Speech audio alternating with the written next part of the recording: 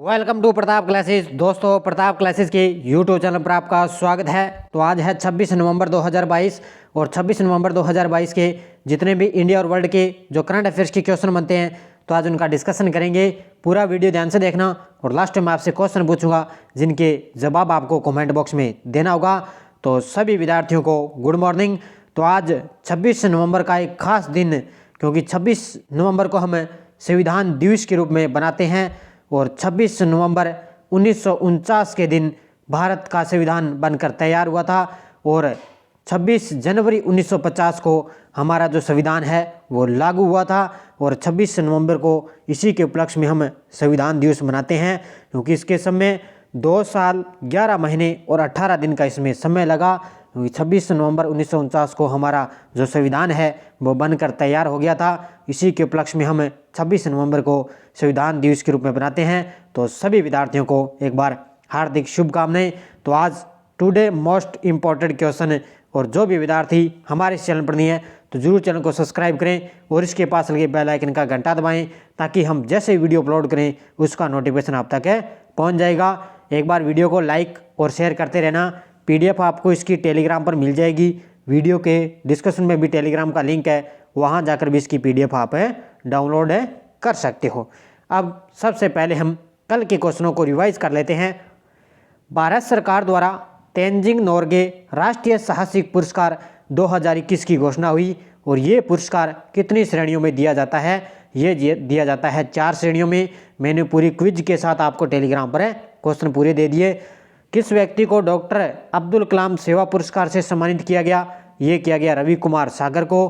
किस महिला को संयुक्त राष्ट्र के सर्वोच्च पर्यावरण पुरस्कार चैंपियन ऑफ द अर्थ से सम्मानित किया गया? वो है पूर्णिमा देवी बर्मन को सम्मानित किया गया।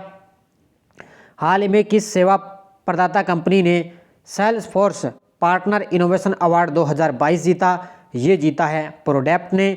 भारतीय वायुसेना का एयर फेस्ट 2022 का आयोजन किस शहर में किया गया? ये किया गया है नागपुर में।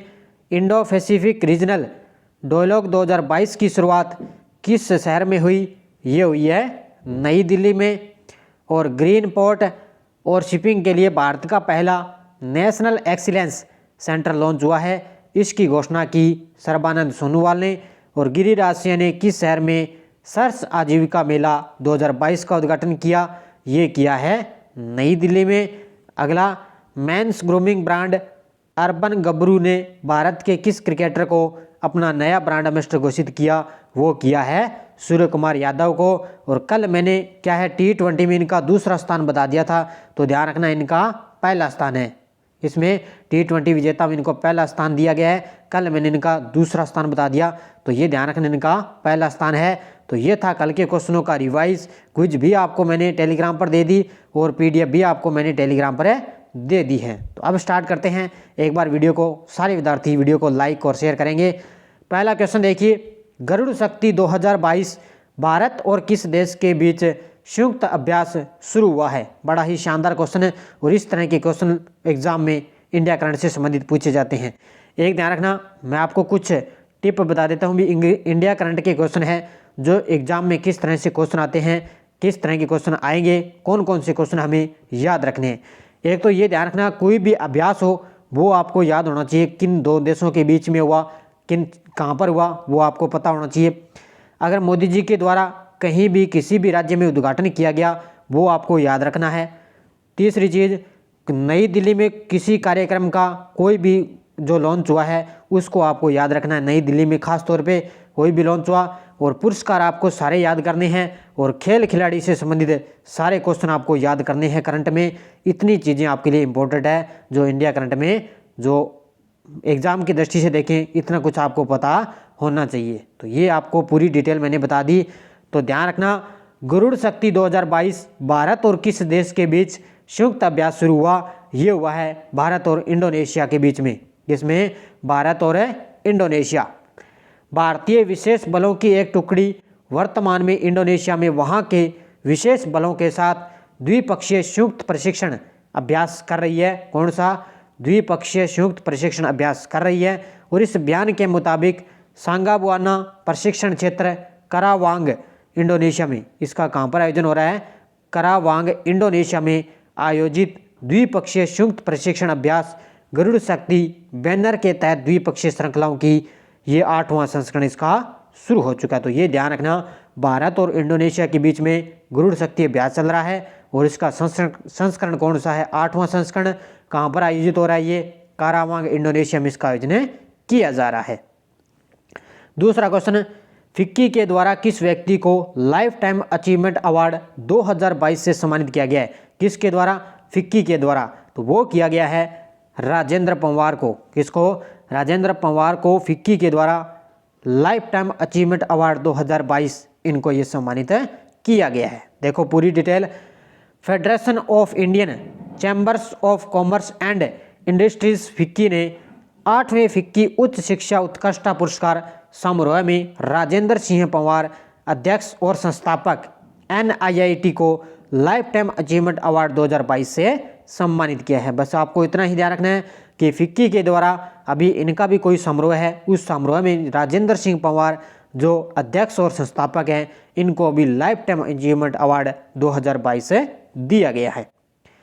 तीसरा क्वेश्चन देखो, किस संगठन के द्वारा नवंबर में PSLV C54 EOS 6 mission launch करने के लिए तैयार है? तो ये लॉन्च करेगा इसरो। कौन लॉन्च करेगा? इसरो के द्वारा लॉन्च करेगा। ये भी जितने भी परीक्षण होते हैं, कोई भी सिस्टम लॉन्च होता है संगठन के द्वारा, ये भी आपको पता होना चाहिए। ज़्यादातर ये एग्जाम में करंट के तौर पर ज़्यादा पूछे जाते हैं। अब देखो पूरी डिटेल इसकी।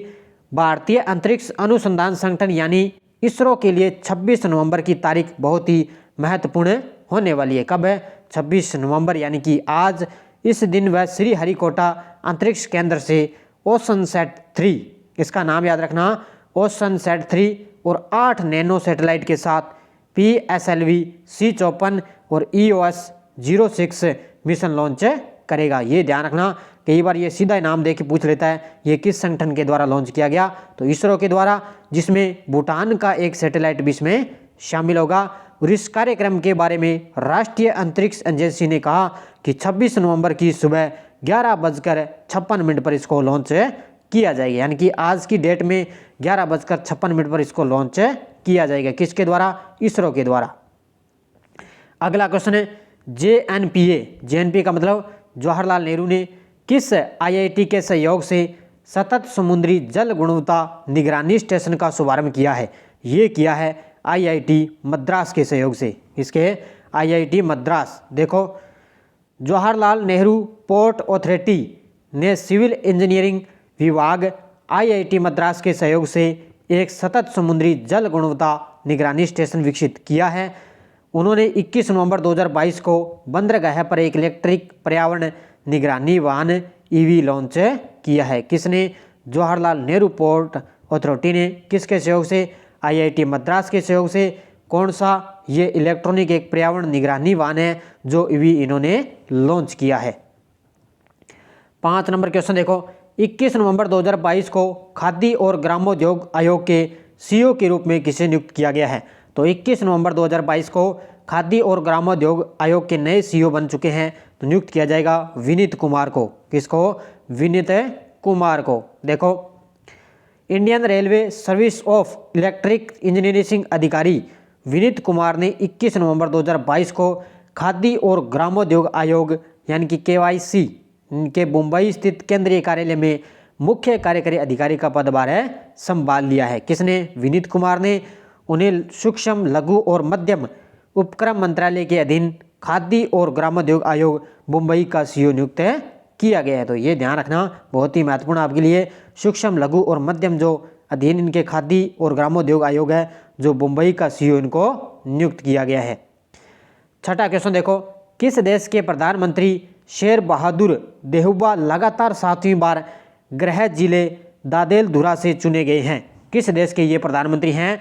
शेर बहादुर देहुबा, जो लगातार 7वीं बार गृह जिले से दालेदुर्द्रा से चुने गए। और ये हैं नेपाल के प्रधानमंत्री। किस देश के हैं? नेपाल के प्रधानमंत्री। देखो नेपाल में प्रधानमंत्री शेर बहादुर देहुबा लगातार 7वीं बार गृह जिले दादेलधुरा से चुने गए। नेपाली कांग्रेस के वरिष्ठ नेता श्री देहुबा ने निर्दलीय उम्मीदवार सागर ढकाल को 12,000 से अधिक मतों से अंतर से इनको हरा दिया है। और 77 वर्षीय कौन है, 77 वर्षीय नेपाली कांग्रेस अध्यक्ष है देउबा, इस समय 5वीं बार प्रधानमंत्री पद पर है काबिज हैं। तो यह है नेपाल में 5वीं बार प्रधानमंत्री पद पर काबिज हैं और ये 7वीं बार अपने गृह जिले से दालेदुरा से ये चुने गए हैं। कौन है, नेपाल के प्रधानमंत्री। नेक्स्ट क्वेश्चन है, हाल ही में पाकिस्तान के नए आर्मी चीफ कौन होंगे। बड़ा ही शानदार क्वेश्चन है। तो पाकिस्तान के नए आर्मी चीफ बनेंगे और वो बनेंगे, ध्यान रखना, कौन है, आसिम मुनीर। कौन बनेंगे, पाकिस्तान के नए आर्मी चीफ आसिम मुनीर बनेंगे। देखो पूरी डिटेल, आसिफ मुनीर पाकिस्तान के नए आर्मी चीफ होंगे।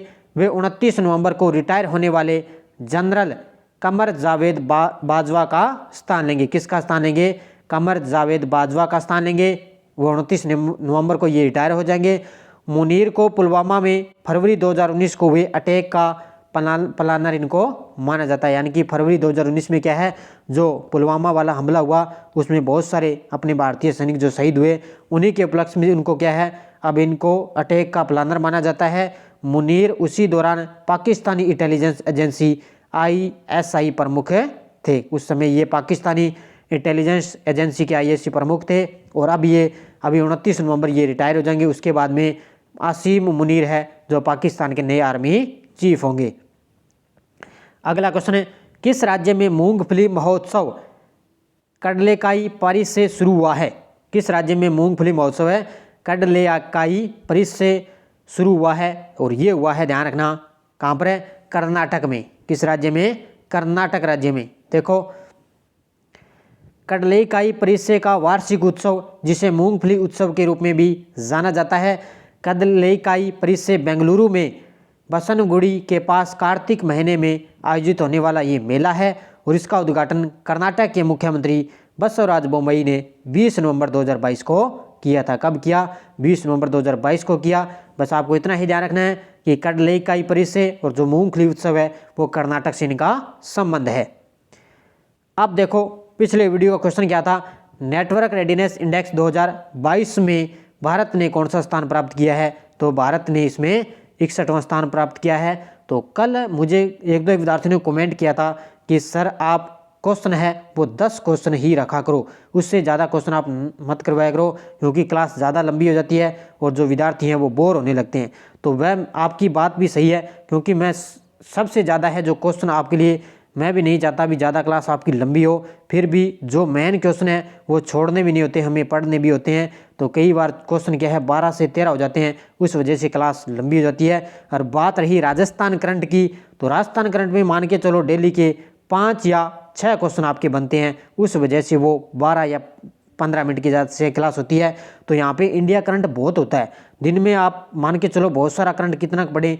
कुछ क्वेश्चन तो मैं बहुत क्वेश्चन छोड़ देता हूँ जो आपके काम का नहीं है, लेकिन करंट इंडिया में बहुत है, इस वजह से आपके क्वेश्चन 10 या 12 बन जाते हैं। तो इस वजह से मैं कोशिश पूरी यही करूँगा कि ज़्यादा आपकी क्लास लंबी न हो। तो ये ध्यान रखना आप पूरी डिटेल इसकी। अब देखो क्वेश्चन फॉर यू, भारत ने 15वीं एशियाई एयर गन चैंपियनशिप में कितने स्वर्ण पदक जीते, 20, 25, 30, 15। इसका जवाब आपको कमेंट बॉक्स में देना है। और अब देखो आपके लिए यस डोज क्या थी। संविधान के किस अनुच्छेद में धन विधेयक की परिभाषा 110 में दी गई है।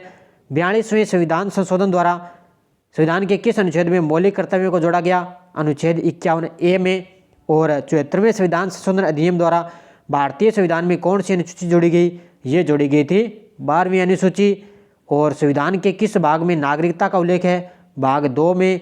और भारतीय संविधान की 10वीं अनुसूची है वो दल बदल कानून से संबंधित है। तो ये थे परसों के क्वेश्चनों का रिवाइज।